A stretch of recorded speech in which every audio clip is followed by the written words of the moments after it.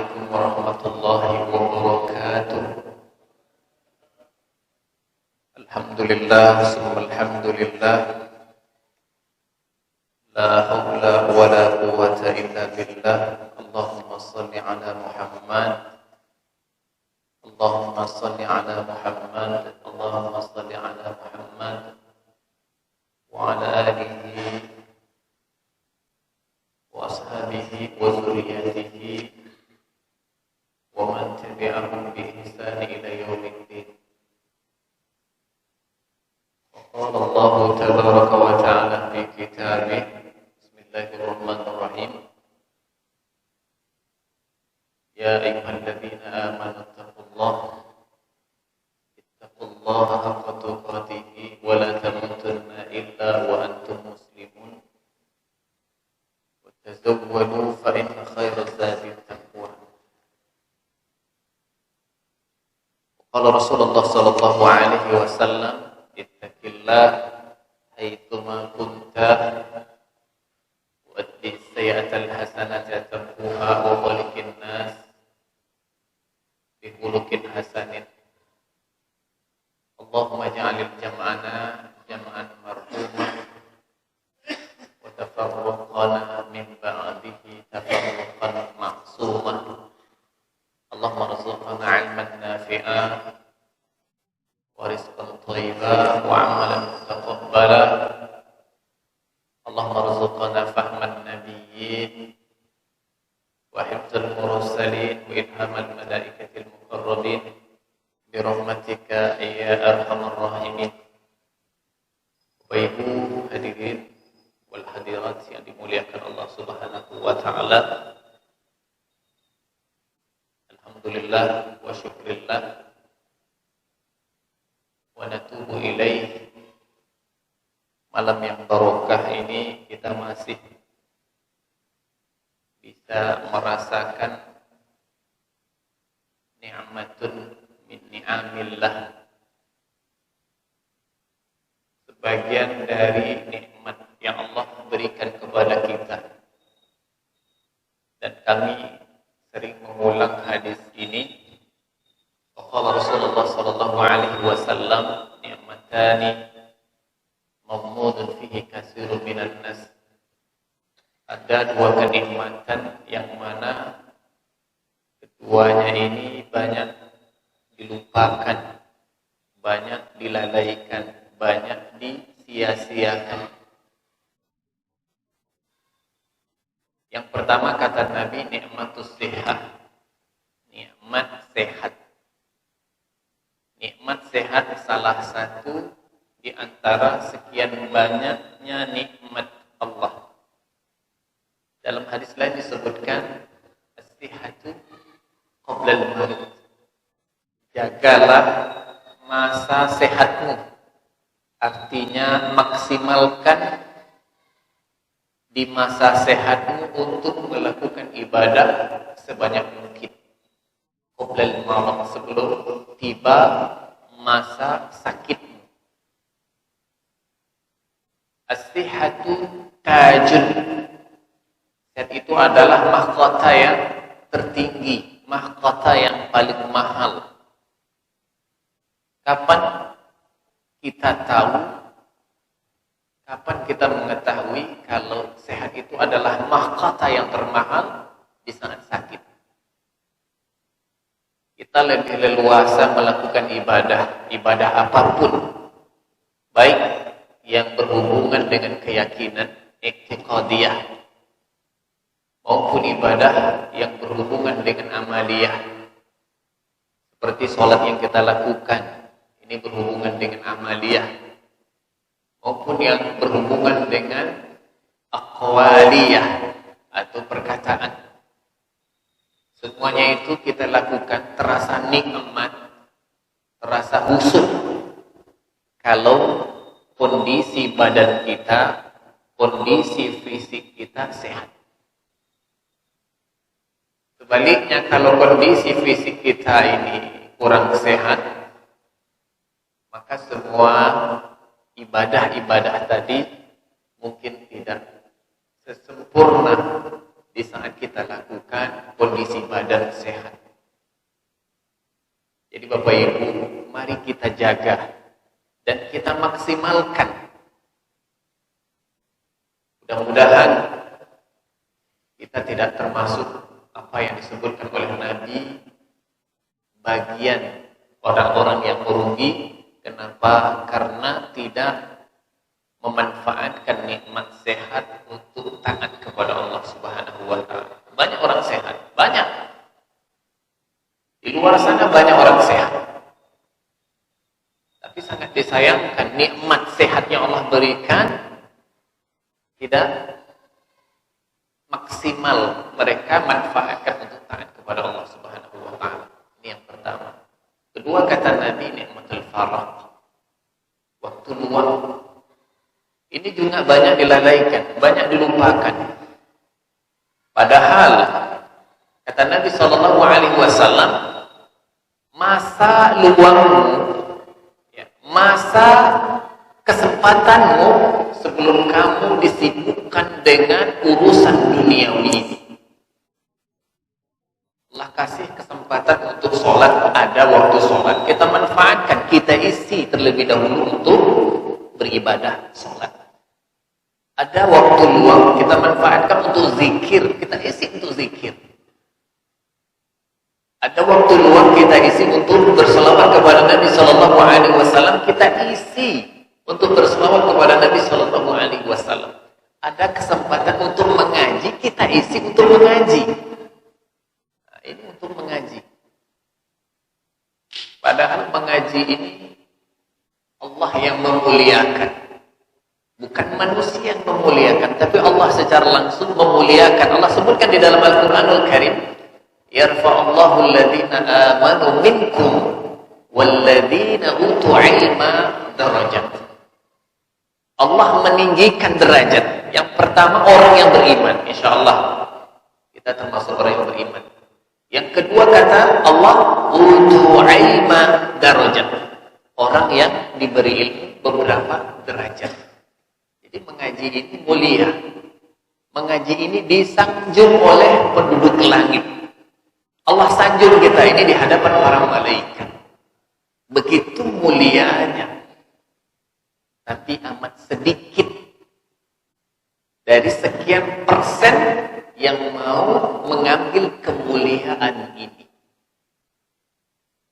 Bahkan terkhusus kata Nabi SAW, man salaka tariqan yaltamisu fihi ilman sahalallahu bihi tariqan ilal jannah. Kata Nabi, barang siapa yang meniti jalan, tariqan, jalan, tujuannya li talabil ilmi, tujuannya menuntut ilmu. Apa kata Nabi sahalallah? Allah mudahkan bagi dia jalan masuk surga. Jadi ilmu ini wasilah untuk memahami agama yang lurus ini.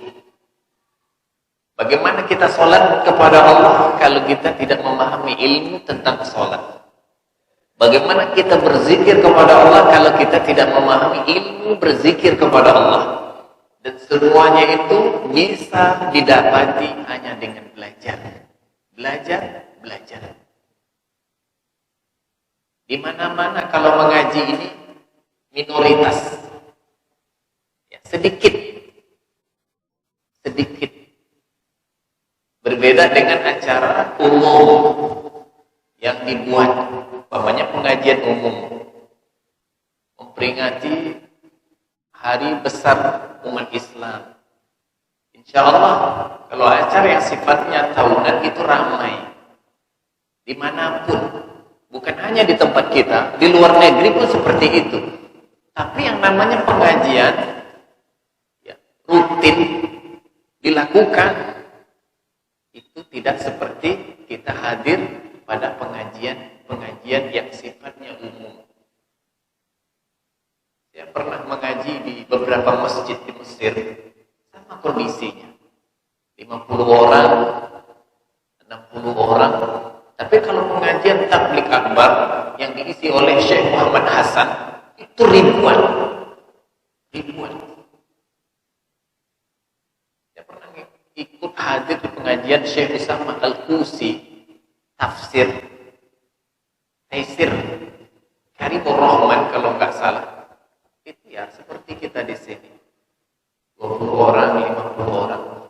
Tapi insya Allah kalau kita tekuni dan kita bermohon kepada Allah, istiqomah di saat kita tidak disibukkan dengan yang lain, maka kita luangkan waktu kita manfaatkan kesempatan ini untuk belajar, untuk meningkatkan kualitas keibuan kita dalam agama ini, karena agama itu harus diisi dengan ilmu sehingga kita bisa lebih leluasa melakukan segala ibadah didasari dengan ilmunya. Kata Nabi sallallahu alaihi wasallam, "Man 'amila 'amala laisa fi amruna fahuwa raddun." Barang siapa yang melakukan amal yang mana amal itu tidak pernah dicontohkan, fahuwa raddun. Amal itu tertolak, alias tidak diterima Allah Subhanahu wa taala. Maka kata Dr. Zindani, syurut qubulul amal syartani. Ada 2 syarat gimana amal kita ini diterima. 1, ikhlas. Yang kedua, yang kita lakukan itu sesuai dengan apa yang dicontohkan oleh Muhammad sallallahu alaihi wasallam. Allahumma shalli ala sayyidina Muhammad wa ala ali sayyidina Muhammad. Mudah-mudahan lisan kita melafalkan salawat sebagai bukti kecintaan kita kepada Nabi, sebagai bukti kerinduan kita kepada Nabi, sebagai bukti ittiba, bentuk mengikuti Nabi. Mudah-mudahan yaumil akhir nanti kita mendapat syafaatnya. Mudah-mudahan yaumil akhir nanti kita diakui sebagai umatnya. Amin. Amin ya rabbal alamin. Bapak Ibu hadirin wal hadirat yang dimuliakan Allah Subhanahu wa taala, kita melanjutkan kajian kita fikih halal haram berdasarkan Al-Quran dan Sunnah Nabi Sallallahu Alaihi Wasallam. Halalun bainun wa haramun bainun. Halal itu jelas, haram itu pun jelas. Wa bainahuma mushtabihan.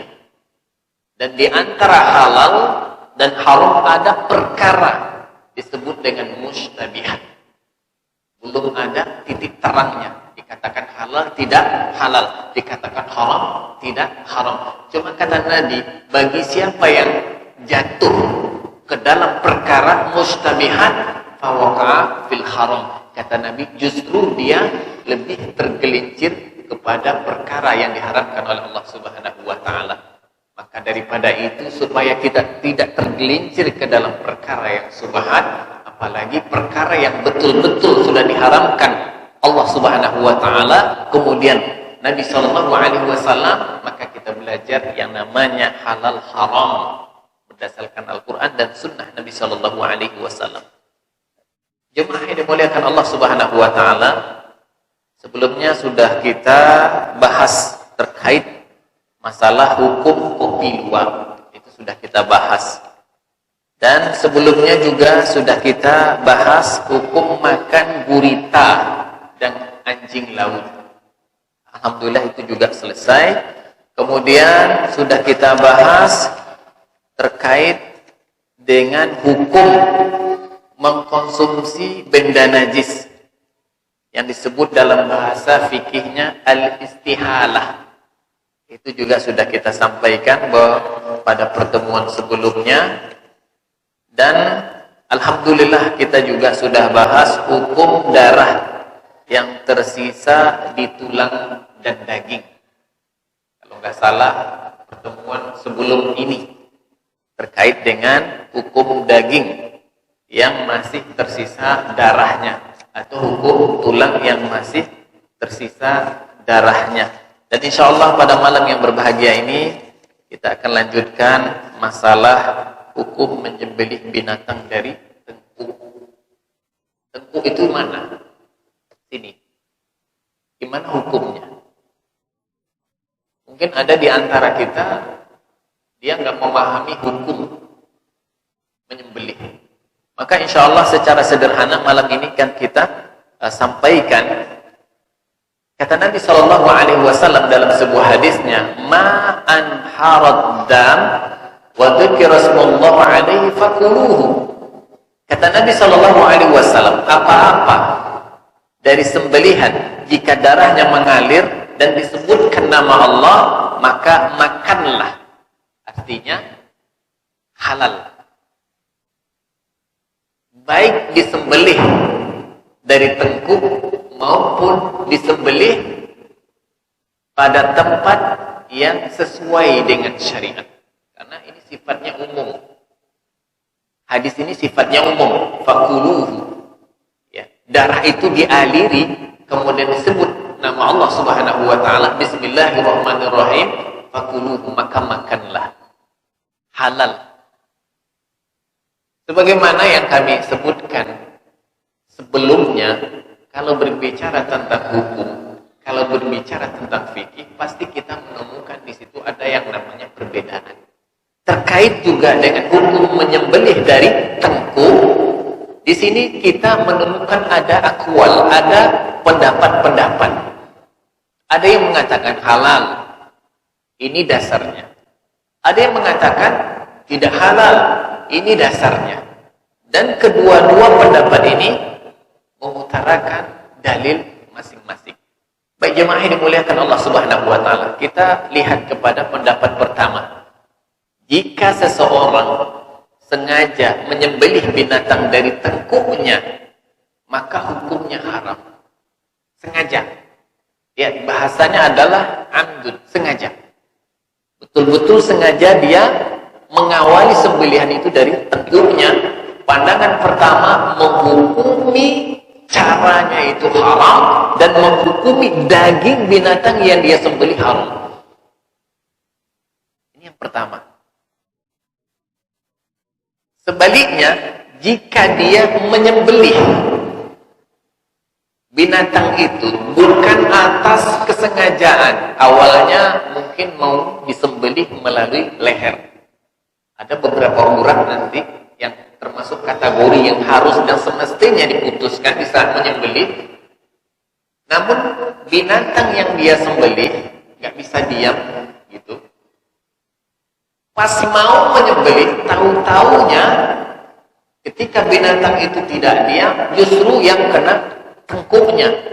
Maka kata ulama, hal yang seperti ini daging binatang sembelihan itu halal karena nggak sengaja. Nggak sengaja. Ini yang pertama. Dalilnya sebagaimana yang dikatakan oleh Ibnu Qudamah di dalam kitabnya Mughni, li'annal jarah fil qafa sababun lizzahuk, dan seterusnya. Saya bacakan terjemahannya saja. Karena menyembelih dari tengkuk akan menyebabkan binatang mati seketika. Menyembelih dari tengkuk menyebabkan binatang itu akan mati seketika. Padahal itu bukanlah tempat untuk menyembelih. Jika hal itu terkumpul dengan penyembelihan, maka tidaklah halal. Ya, tidaklah halal. Seperti kalau seseorang membunuh dengan cara membedah perutnya. Kenapa? Karena itu bukan tempat yang disyariatkan. Tusuknya berarti sama hukumnya menyembelih dari tengkuk. Ini pendapat pertama. Ya, tidak mengikut kepada keumuman hadis yang saya sebutkan di atas tadi. Baik, yang kedua. Ini yang kedua. Menyembelih dari tengkuk hukumnya halal. Menyembelih dari tengkuk binatang hukumnya halal. Hadisnya, hadis yang kita bacakan tadi di atas. Ma'an haraddan wa zikra Rasulullah alaihi fakuluhu. Kata Nabi sallallahu alaihi wasallam, apa-apa dari sembelihan, ya, dari binatang yang disembelih, jika darahnya mengalir dan disebutkan nama Allah, maka makanlah oleh kalian. Fakuluhu. Ini pendapat kedua. Menggunakan hadis sifatnya umum. Mau dari manapun, asalkan disembelih pada batang lehernya maupun dia sembelih pada tengkuknya, maka kedua mengambil kepada hadis ini halal. Dan dagingnya halal untuk dimakan. Ini dalil pertama. Dalil keduanya, Ibnu Abi Syaibah. Saya bacakan artinya saja, bahwa kelalaian liar, bahwa keledai liar masuk ke rumahnya Abdullah bin Mas'ud. Tiba-tiba seorang laki-laki menebas maksudnya, memukul tengkuknya dengan pedang seraya menyebut nama Allah. Ibnu Mas'ud mengatakan itu adalah binatang buruan, maka makanlah. Ini dalil kedua yang menghalalkan binatang yang disembelih dari tengkuk. Pendapat ketiga, bukan pendapat ketiga, dalil ketiga. Kita tidak sebutkan dalil yang ketiga. Baik, pendapat yang ketiga, hewan yang disembelih dari tengkuk harus dirinci, ya. Jika menyembelih dari tengkuk tetapi tidak sampai mati, kemudian diulangi di tempat urat tenggorokan hewan tersebut hingga mati, maka hukumnya halal. Sembelihnya dari tengkuk, nggak mati gitu. Kemudian diulangi dari batang leher, baru mati. Pendapat ketiga menghukumi halal. Ini rinci pertama. Rincian keduanya, kalau binatang disembelih dari tengkuk, ya, dan mati dari hasil sembelihan dari tengkuk, pendapat ketiga mengatakan binatang itu haram untuk dimakan.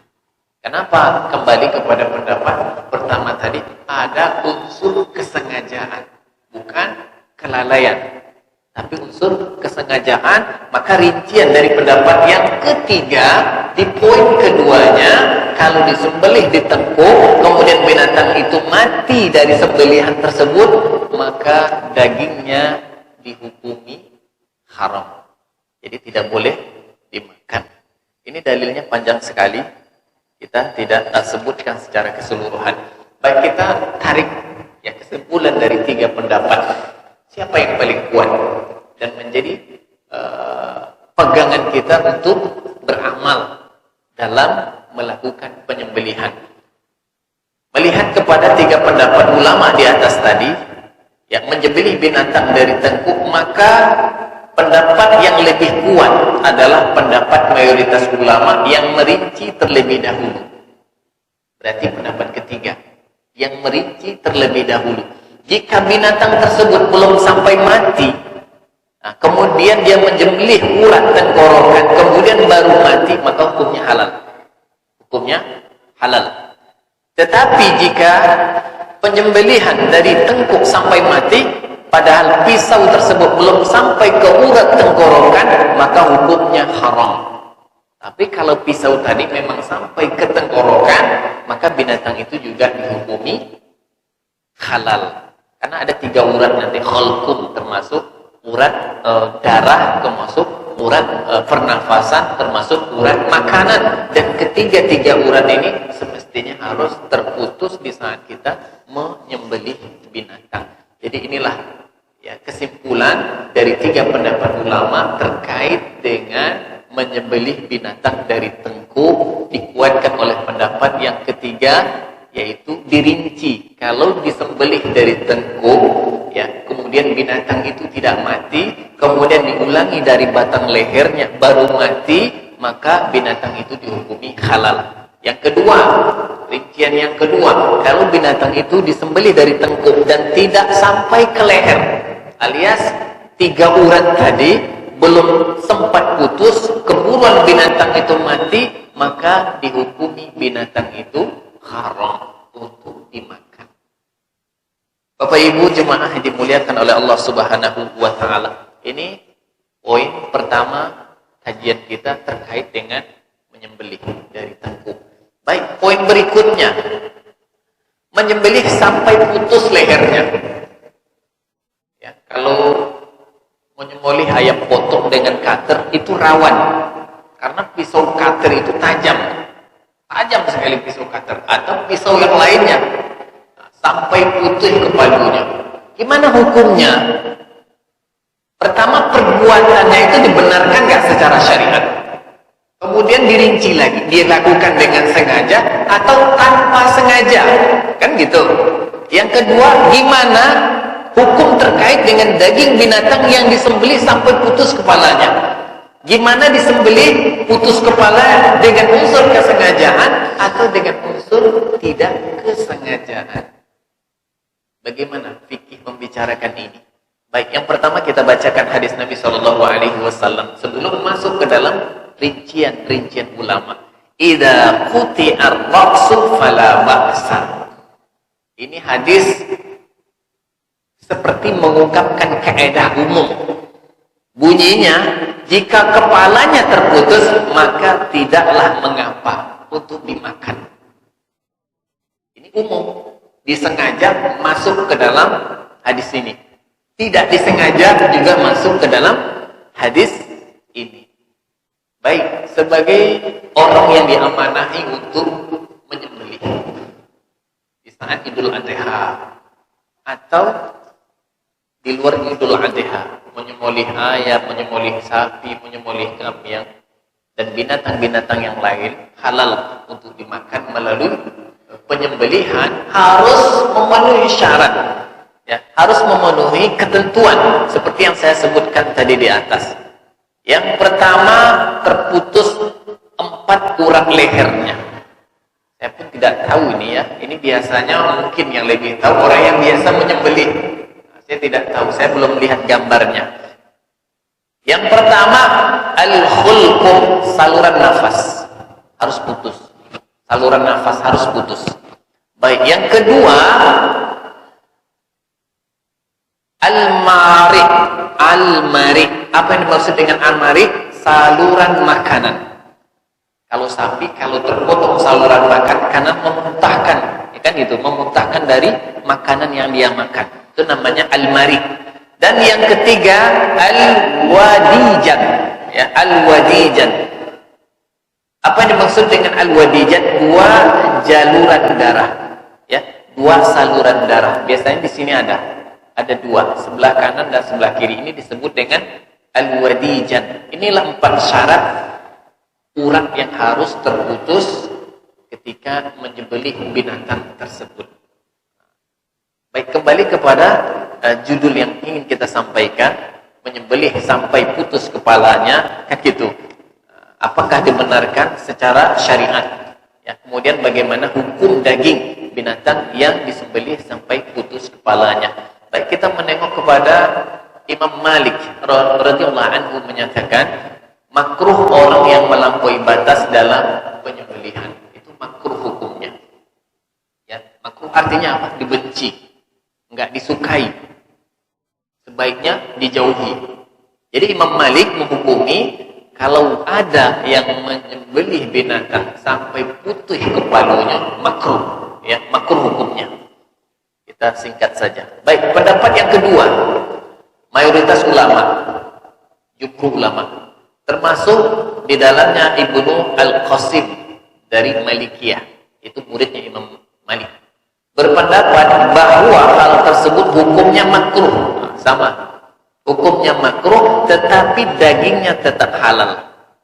Kalau yang pertama tadi saya tidak baca sampai ke bawah, berarti ada rinciannya lagi, makruh, kemudian dagingnya tidak dihukumi halal, alias dihukumi makruh juga. Kalau yang kedua, termasuk di situ muridnya Imam Malik radhiyallahu anhu, hukumnya makruh, artinya tindakan menyembelih sampai putus kepalanya, namun daging binatang yang disembelih sampai putus kepalanya dihukumi halal, boleh dimakan.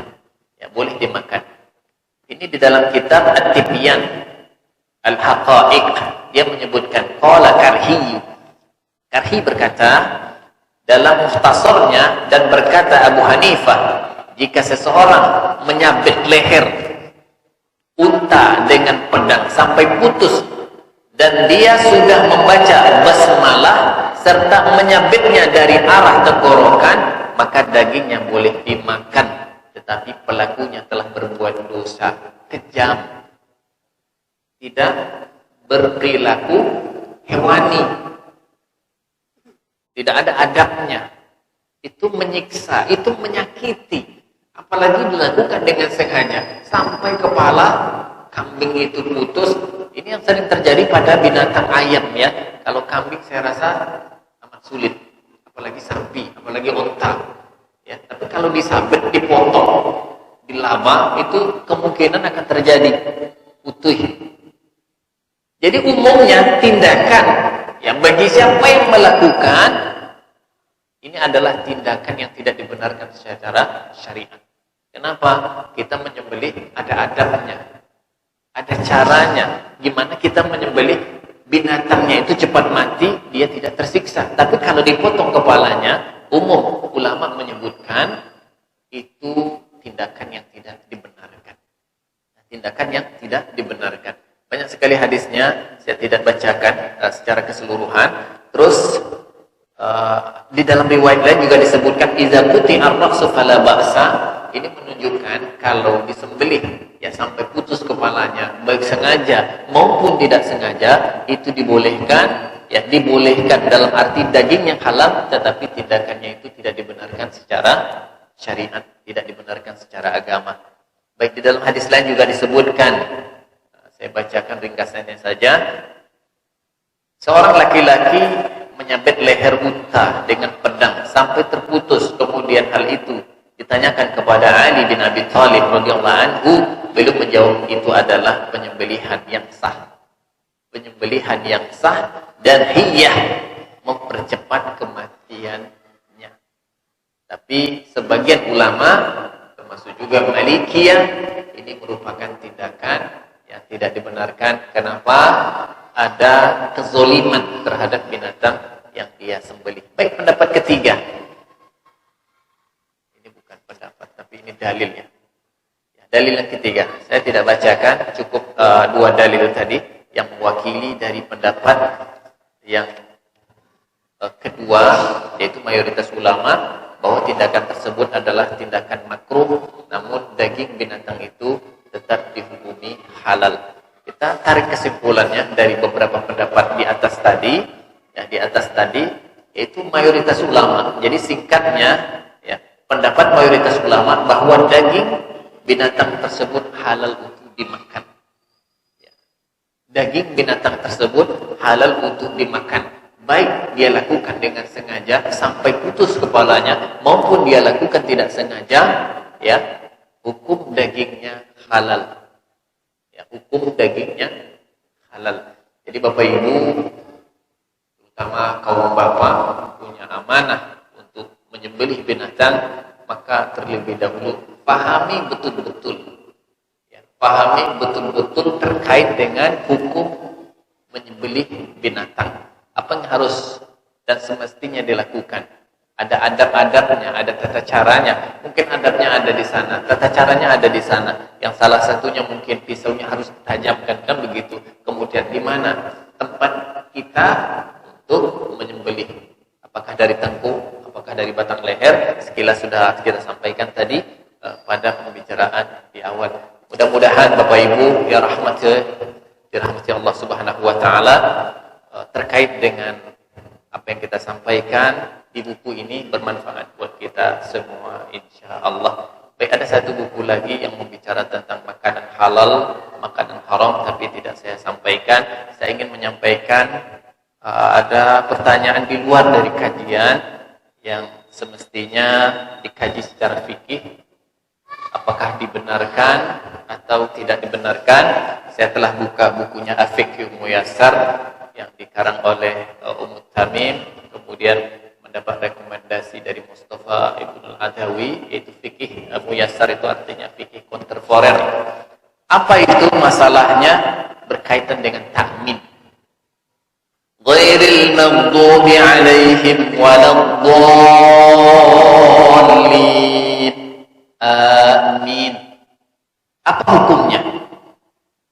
Melafalkan amin bagi imam, bagi makmum, sholat berjamaah atau sholat sendirian, sholat jahar atau sholat sirri,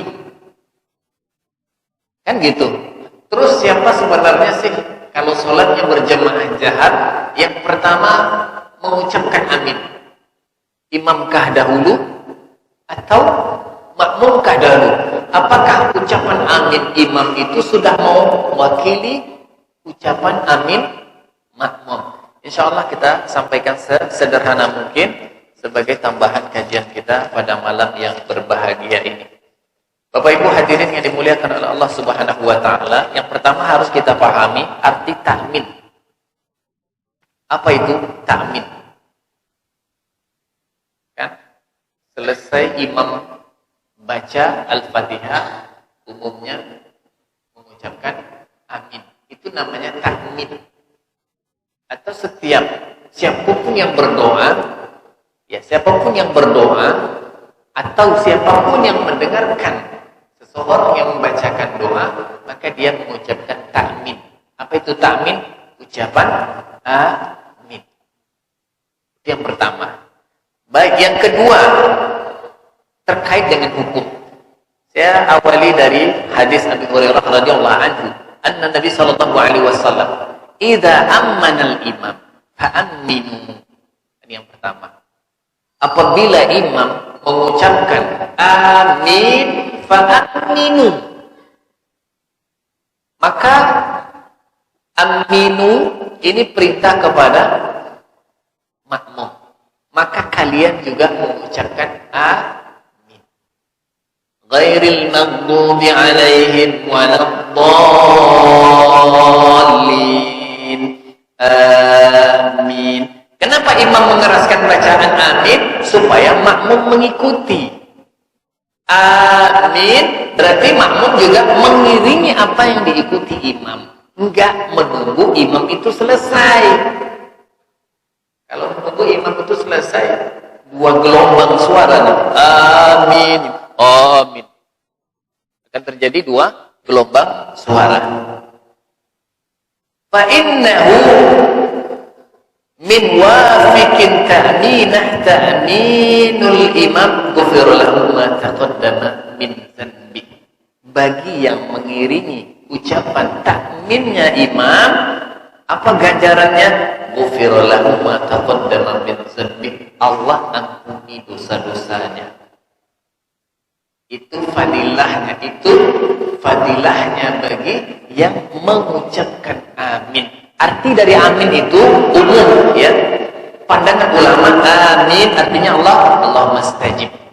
Ini doa, ya Allah kabulkan doa kami. Ya Allah kabulkan doa kami.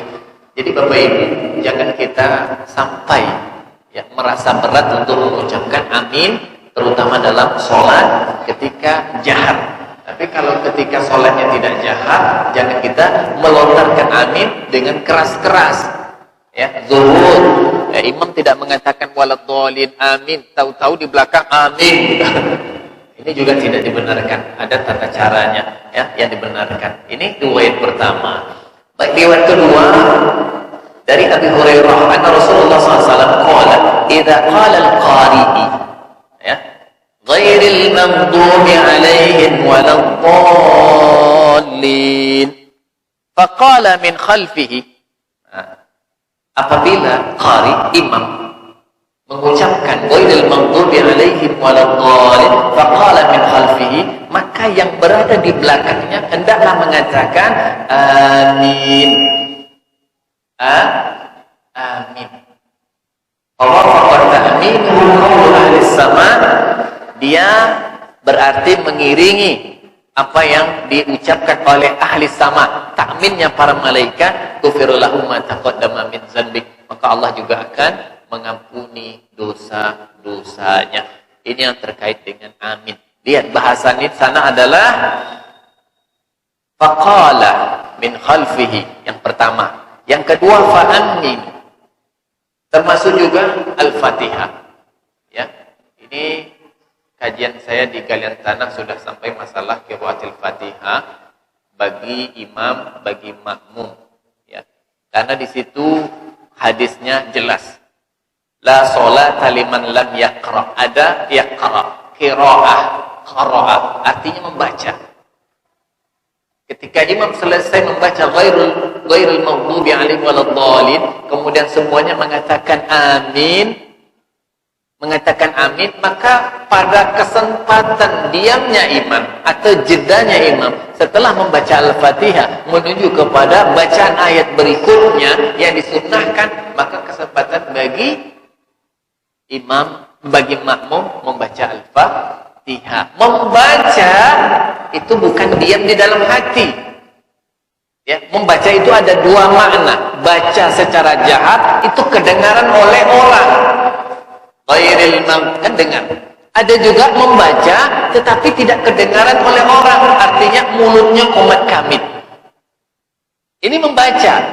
Ya, Al-Fatihah itu dibaca, tapi di dalam lisan, tidak diungkapkan, tidak kedengaran selain dari dirinya dia sendiri. Jadi imam selesai dia baca Al-Fatihah, alhamdulillahirabbil alamin arrahmanir rahim, tapi cuma lisannya dia dan dia yang tahu, bukan hanya sekedar didiamin di dalam hati, itu namanya tidak membaca. Kenapa? Salah satu pendapat dari Imam Syafi'i rahimahumullah, dan ini dikuatkan dan kita mayoritas bermazhab Syafi'i, la salata liman lam yaqra bi Fatihatil Kitab. Artinya Imam Syafi'i, kita baik sebagai imam maupun sebagai makmum tetap punya kewajiban untuk membaca Al-Fatihah. Gimana Pak Ustaz kalau belum sempat membaca Al-Fatihah? Imam keburuan, ya udah ikuti. Baru berlaku nanti ju'ilal imam, imam itu diadakan, imam itu dijadikan untuk diikuti. Jangan kamu berdiri sampai imam selesai sujud dan sampai imam selesai ruku, kemudian dia i'tidal, kamu masih membaca Al-Fatihah. Ini juga tidak dibenarkan. Jadi ada aturannya. Selagi punya kesempatan kita, imam baca ayat, kita selesaikan, kita tuntaskan baca Al-Fatihah kita, tentu sesuai dengan kemampuan kita, jangan terlalu lama, kan gitu, jangan terlalu lama, tapi bacalah sesuai dengan ketentuan yang kita sanggupi. Kalau memang belum selesai, imam sudah keburu ruku, ya udah ikuti imam. Kenapa? Maka imam itu diadakan untuk diikuti. Jadi Bapak Ibu jemaah yang dimuliakan Allah Subhanahu wa taala, jadi terkait dengan amin, ini hukumnya sunnah sebenarnya. Hukumnya sunnah. Kalau nggak dibaca, sholatnya sah juga. Baik bagi imam, baik bagi makmum. Tapi gimana pun, ya, kesunnahan ini sepatutnya kita ikuti. Ya, karena sunnah ini menyempurnakan kekurangan-kekurangan yang terjadi dalam sholat wajib kita. Itu sunnah. Ya, maka kalau kita amalkan sunnah ini lebih menyempurnakan dari ibadah. Baca ayat itu sunnah. Ya, kemudian gerakan sebagian gerakan yang lain itu sunnah. Doa iftitah itu sunnah. Artinya di luar rukun. Kalau itu kita lakukan, itu juga bagian menyempurnakan dari ibadah sholat yang kita lakukan.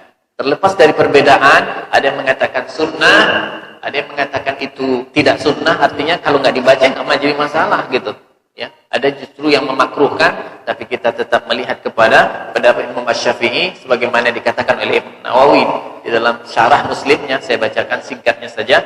Fi hadzal ahadits istihbab ta'min, kata Imam Nawawi di dalam hadis ini menyunahkan mengucapkan ta'min selesai membaca Al-Fatihah bagi imam dan makmum. Bagi imam dan makmum. Imam baca, makmum baca. Munfarid termasuk juga yang sholat sendirian.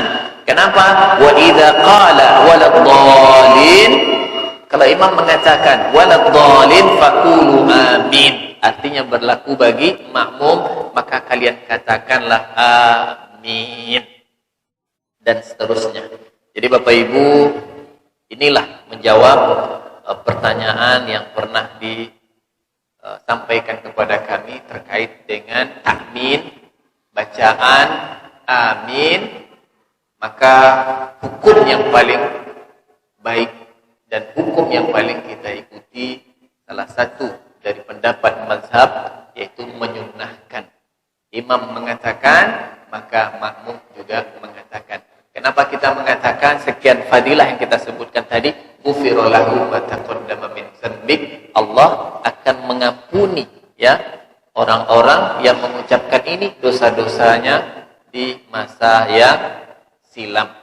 Bahkan juga di sebagian makalah orang-orang Nasrani, orang-orang Yahudi, ya, dia iri terhadap kaum muslim yang biasa melantunkan lafal amin baik selesai baca Al-Fatihah maupun di saat-saat orang-orang berdoa lalu dia mengaminkan. Kenapa? Karena makna dari amin adalah Allahumma stajib doa. Ya Allah, kabulkan doa kami. Mudah-mudahan tambahan ini menjadi penguat kita untuk mengamalkan takmin baik di saat sholat maupun di luar sholat. Mudah-mudahan Allah Subhanahu wa taala memberkahi kajian kita pada malam yang berbahagia ini, dan insyaallah akan kita lanjutkan pertemuan berikutnya tentu di jadwal yang sudah kita sepakati di pertemuan yang akan datang. Mudah-mudahan Allah berkahi umur kita, mudah-mudahan Allah berkahi ilmu kita, dan mudah-mudahan kita bisa beramal sesuai dengan apa yang dicontohkan oleh baginda Rasulullah sallallahu alaihi wasallam, dan mudah-mudahan Al-Qur'an dan Sunnah menjadi pedoman dalam